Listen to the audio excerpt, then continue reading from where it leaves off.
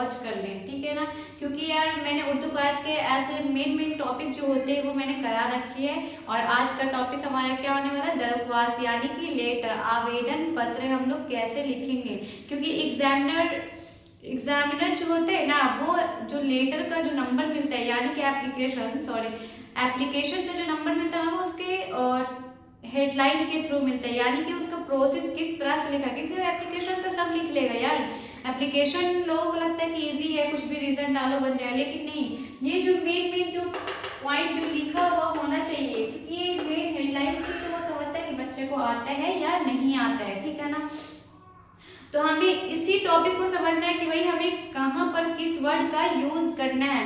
Application मानो तो मेरे अकॉर्डिंग बहुत इजी है, क्योंकि एप्लीकेशन अगर एक टॉपिक पर लिखने आ गया तो उसी से रिलेटेड और भी टॉपिक पे, चाहे एग्जाम में किसी भी टॉपिक से मिल जाए, आप लोग इजिली बना लोगे। लेकिन